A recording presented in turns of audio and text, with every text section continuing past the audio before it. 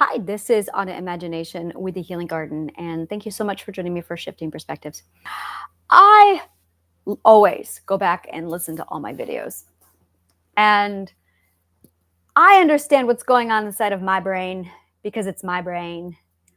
And I realized today that I don't think a lot of people know what's going on in my brain because I never actually said it. So, anger is not aggression, anger is not violence. Anger is one of the most beautiful emotions in the world.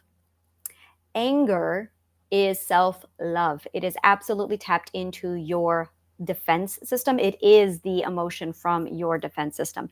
And when you feel anger, it's because you are supposed to be accessing your communication centers of your brain and asserting yourself. You are supposed to be talking. You are supposed to be setting boundaries.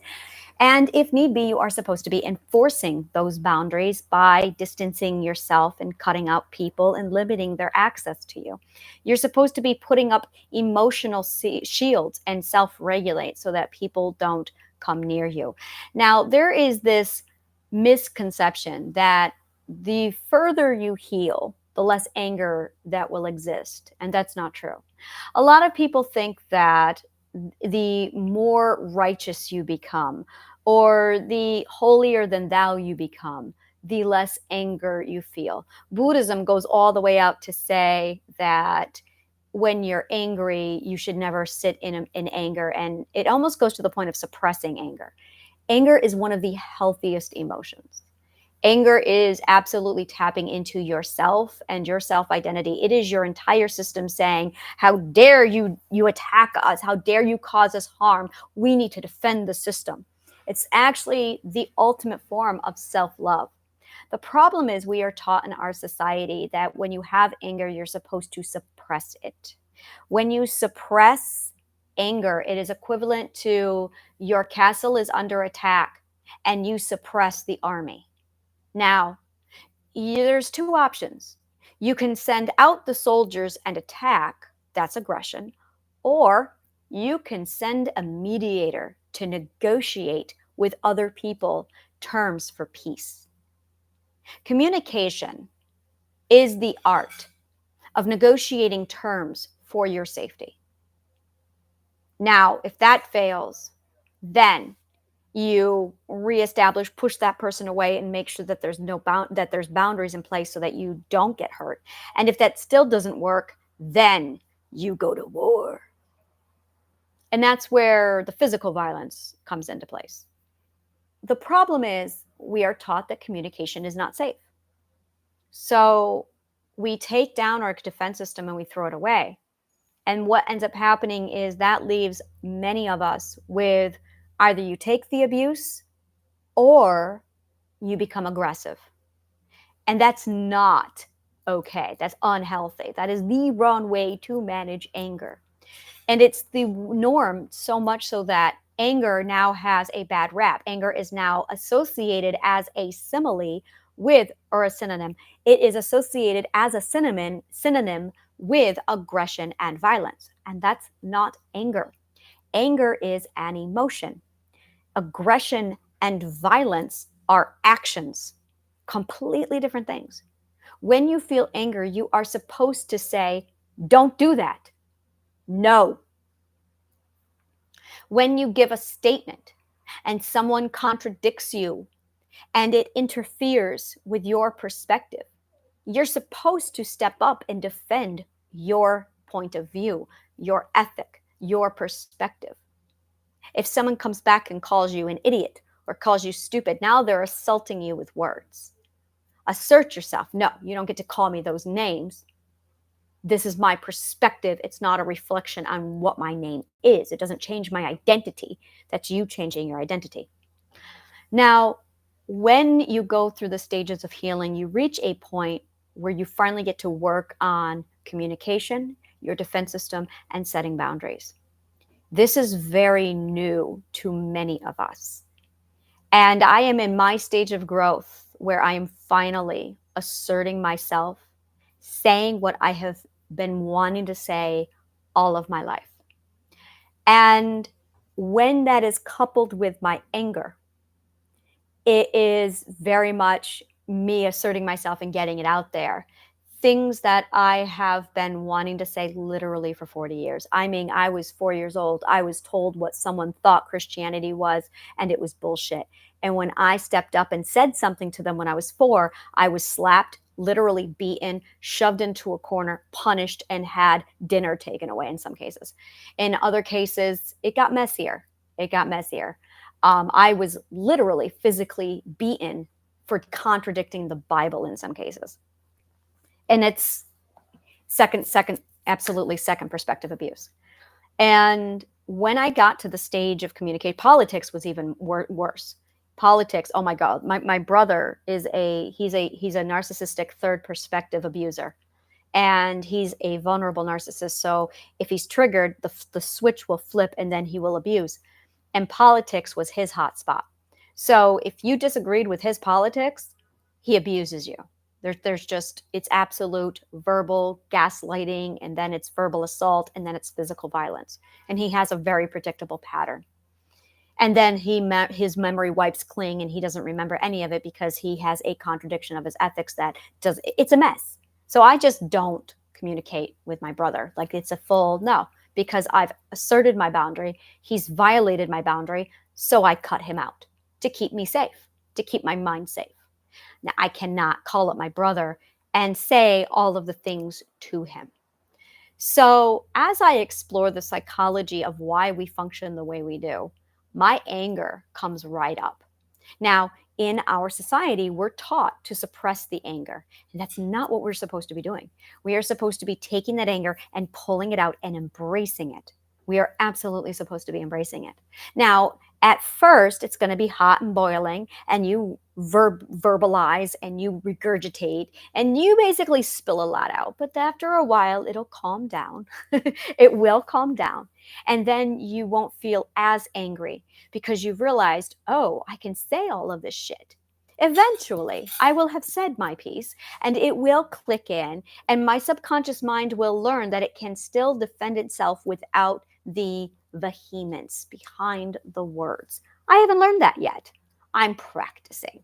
And that's where, when I sit down and I get into shifting perspectives, and I'm now talking about religion, I'm now talking about what I was subjected to in the abuse of today and how much it was infiltrated over thousands of years of Christian abuse, and how I'm finally free to communicate all of this. In addition, there's also a lot of political abuse and my feminist views and my conformist views. So I have all of these checkpoints that, oh, I wasn't able to say X, I wasn't able to say Y, and it's all coming out. Like, it's all just finally pouring out. And then once I started, and it's funny because once I started pouring this all out, I realized that I could say it all without consequence. And what's funny is when you go back to my earlier podcasts, you'll see that I tiptoe. I'm very quiet and I'm going, can I say this? And I was very hesitant. I love going back and watching my personalities change, like literally watching my perspectives change when I get into this. When I started my podcast way back in April, I very much had a very hesitant, I'm going to say things that I've been holding in for 40 years. And I started to say them and I went, oh, wow, I can actually say these. And then I would get done with a podcast and I'd be like, oh my God, I said those. And now I'm at a point where I'm going, I can say this now. I can say this now. And this is the stage we're at, where I'm going, I can say this now. I can say this now. And I'll jump in because I'll be excited that I can finally assert myself. And this is very good healing. This is excellent healing. Everybody needs to do this. Eventually, I'm going to say everything that I've needed to say for years. And I'm going to learn that I can say it. And then once it finally clicks, I'll calm down and I will be a lot less angry. I will be a lot less enthusiastic and assertive. I will learn that I can make my point without the vehemence behind. I just need to check the word vehemence. I want to make sure I'm using it right. And this is part of it, using words that I normally wouldn't use and then being able to check. The display of strong feelings and passion. Yep, that's right. That's exactly what I want to say. So it's definitely the vehemence and the passion behind it. And it's not directed toward anyone in particular. It might be directed toward my parents. Oh, definitely. It might be it definitely is directed toward my brother. It's definitely directed toward the mother I had 30 years ago. It's definitely directed toward my Christian family who were adamant that the Christians were pure and righteous from day one, which is fucking bullshit. And there's also a lot of, like, as a historian and as a sociologist, I would read the shit that Christians would do. And then I would talk and seek out conversation to debate and discuss. And what I ended up getting was Christian abuse. A lot of people defending the Christian religion who had no fucking idea how gory, how imperialistic, how abusive Christians were. They were oblivious to it. They were naive about their own religion. And I was taught very, very aggressively as a child that when someone contradicts you, you keep your mouth shut. So there are 40 years of me keeping my mouth shut, keeping the peace, keeping my mouth shut, keeping my mouth shut. And I finally have a podcast and a platform where I can speak out and say, let's talk about this. And it's just a validation in my subconscious mind. Hey, you can say this shit now and it's okay. So anger is one of the most beautiful emotions. And it's one that I remember I was in therapy when I was 15. I went to a therapist circle in school talking about, God, I remember the feelings. Oh God, do I remember the feelings. I was in this group and I did not feel like I belonged there. I said things to myself like, you don't belong here. You don't have enough problems to be here. There was real people with real problems. You're upstaging everybody else.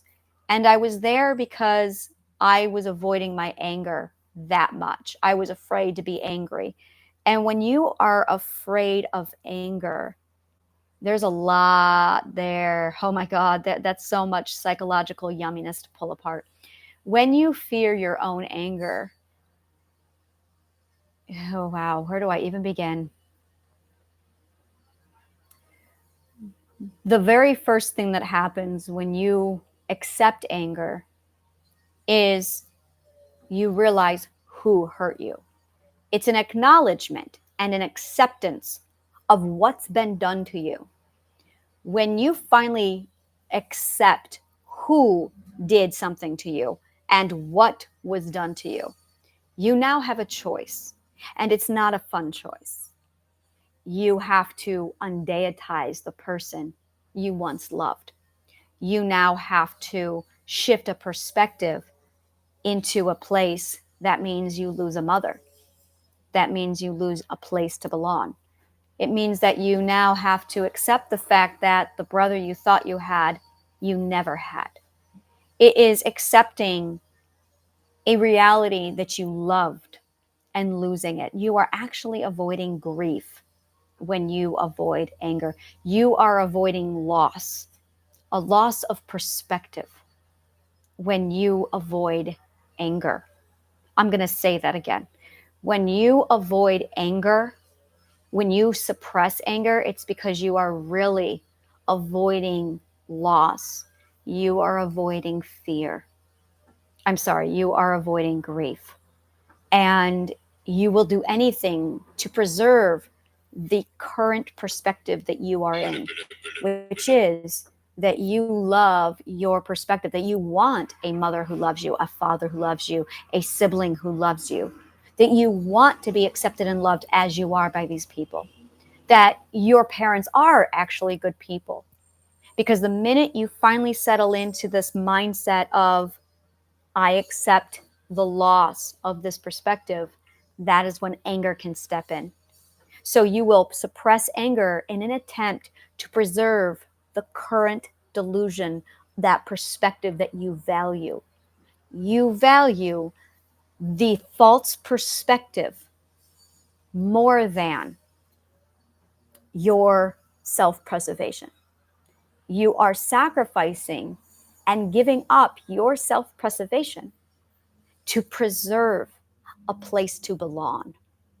That's really what's going on when you have anger that you are suppressing. So when you finally start to heal and go through it, you get to that point where you finally accept the anger. Now, some people still struggle. It's a process where you're going to feel angry and you're going to feel the perspective slipping away. So there is a breath in this process where you can reject the belief, and that will stick you in anger while you see the perspective literally slipping away. So you're already grieving and you're saying, I refuse it. You are not accepting, you are rejecting the truth.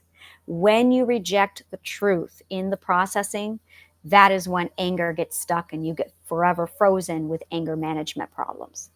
What you need to do is accept and fully embrace the fact that you have lost and are losing your perspective, your belonging, and the delusion that you are loved as you are by the people who matter the most to you.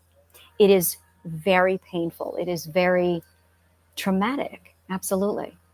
And anger is the door that basically allows you to cross into the new perspective.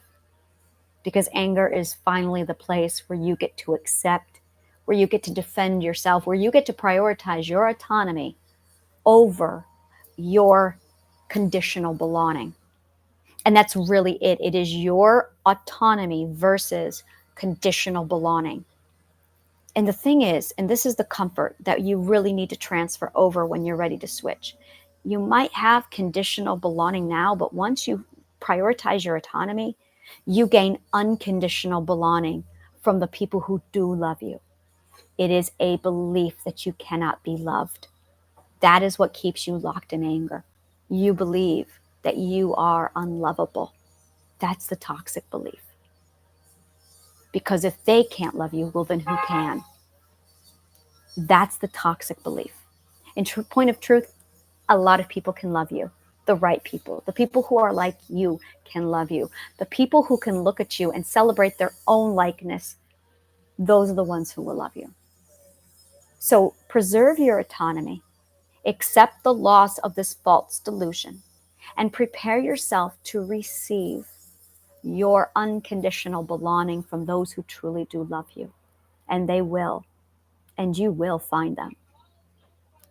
Thank you so much. And if you love shit like this, subscribe to the YouTube channel. If you want more shit like this, subscribe to my amphitheater. And if you cannot get enough shit like this, take a look at my integration workshop, become a member of the Healing Garden. And also there is a link down below where you can get your free Healing Garden design plan to ensure that your current healing plan is well-rounded and complete for optimal mental wealth. Thank you so much, and may the kindest of words always find you.